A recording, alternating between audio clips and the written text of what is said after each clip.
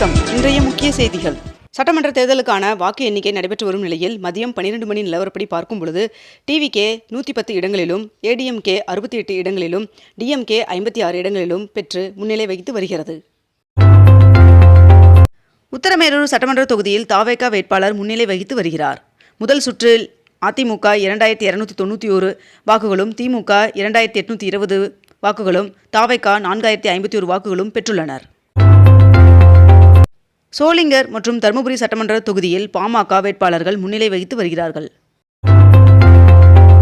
காரைக்குடி தொகுதியில் நாம் தமிழர் தலைமை ஒருங்கிணைப்பாளர் சீமான் அவர்கள் 3வது இடத்திற்கு தள்ளப்பட்டுள்ளார்.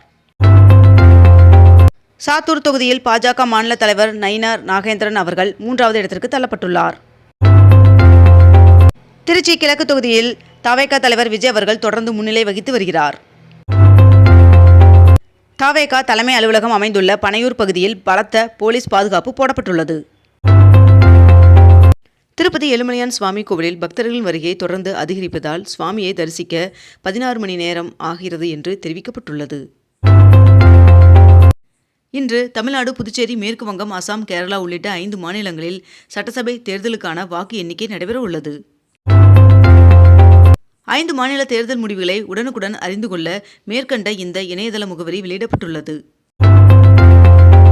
தமிழகத்தில் இன்று 234 தொகுதிகளில் வாக்கு எண்ணிக்கை நடைபெற உள்ளது. இதனை அடுத்து வாக்கு எண்ணும் மையங்களில் 1,00,000 போலீசார் பாதுகாப்பு பணியில் ஈடுபடுத்தப்பட்டுள்ளனர். ரயில்கள் தயாரிப்பில் 100வது வந்தே பாரத் ரயிலை தயாரித்து ரயில்வே துறை புதிய மைல்கல்லை எட்டியுள்ளது. தமிழகத்தில் இன்று நீலகிரி, கோவை, திருப்பூர், தேனி, திண்டுக்கல், ஈரோடு, சேலம், நாமக்கல், திருச்சி, அரியலூர், பெரம்பலூர், திருவண்ணாமலை, கரூர் மற்றும் கள்ளக்குறிச்சி ஆகிய மாவட்டங்களில் ஒரு சில இடங்களில் கனமழை பெய்ய வாய்ப்புள்ளதாக வானிலை மையம் தகவல் தெரிவித்துள்ளது.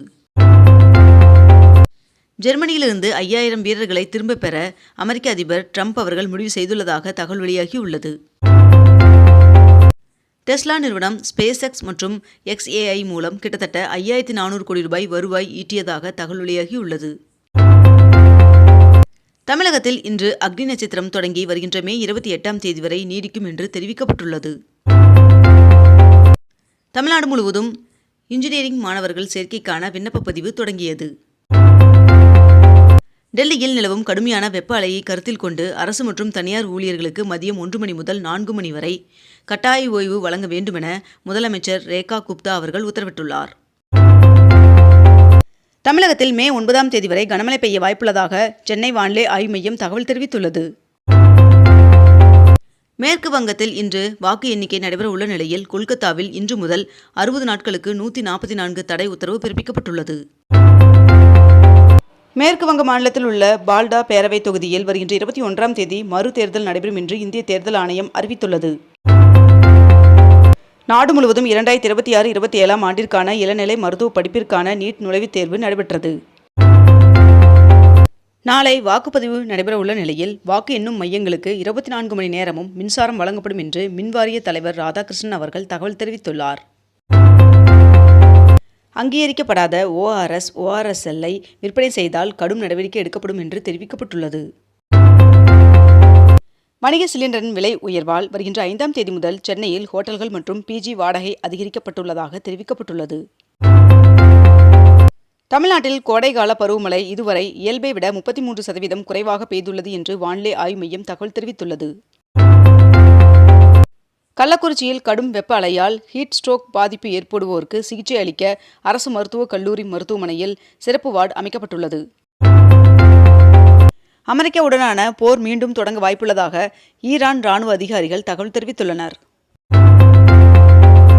அமெரிக்க வரி விதிப்பு ஈரான் இஸ்ரேல் போர் நடந்தபோதும் இந்தியாவில் இருந்து கடந்த ஆண்டில் வெளிநாடுகளுக்கு 1,74,000 டன் மஞ்சள் ஏற்றுமதி செய்யப்பட்டுள்ளது. இது கடந்த ஆண்டை விட 5% அதிகரித்துள்ளதாக தெரிவிக்கப்பட்டுள்ளது. தமிழ்நாடு வணிகர் சங்கங்களின் பேரமைப்பின் சார்பில் திருவாரூரில் வருகின்ற 5ஆம் தேதி வணிகர் தின மாநாடு நடைபெற உள்ளது. தமிழகத்தில் அரசு கலை மற்றும் அறிவியல் கல்லூரிகளில் பணியாற்றி வரும் கௌரவ விரிவுரையாளர்களுக்கு ஏப்ரல் மாத தொகுப்பூதியம் வழங்க 18 கோடி ரூபாய் ஒதுக்கீடு செய்யப்பட்டுள்ளதாக தமிழக அரசு தெரிவித்துள்ளது. உறுதி அளிக்கப்பட்ட ஓய்வூதிய திட்டத்தை அமல்படுத்தும் வகையில் தேவையான விதிகளை வகுத்து அறிவிக்க கோரிய மனுவிற்கு 8 வாரங்களுக்குள் பதிலளிக்குமாறு தமிழ்நாடு அரசிற்கு சென்னை உயர்நீதிமன்றம் உத்தரவிட்டுள்ளது.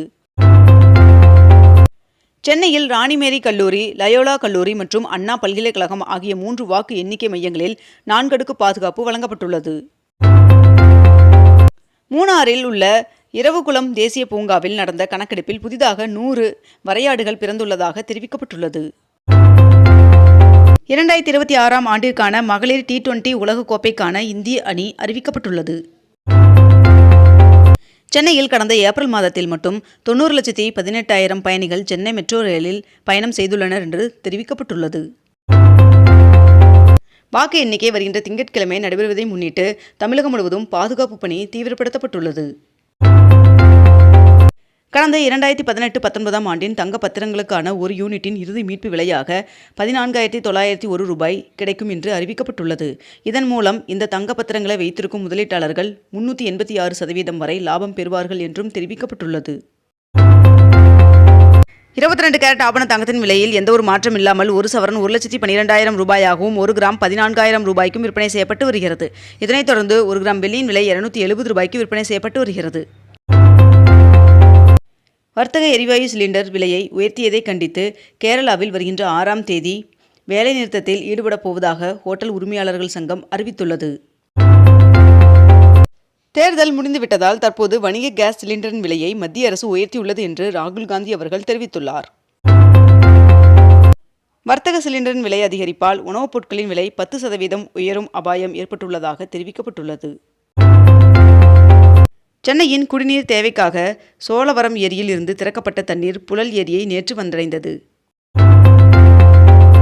இந்தியாவில் GST வரி வசூல் கடந்த ஏப்ரல் மாதத்தில் மட்டும் 2,42,000 கோடியை தாண்டியதாக தெரிவிக்கப்பட்டுள்ளது.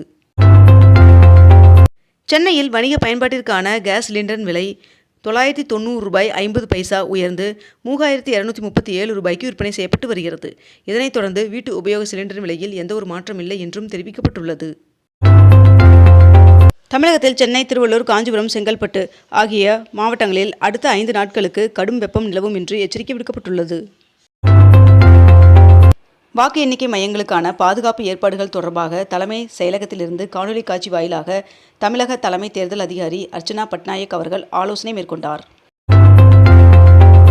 கிரெடிட் கார்டு பில் செலுத்த தவறுபவர்களுக்கு கடைசி தேதிக்கு பிறகு 3 நாட்கள் கூடுதலாக அவகாசம் வழங்கும் புதிய விதியை இந்திய ரிசர்வ் வங்கி கொண்டு வந்துள்ளது.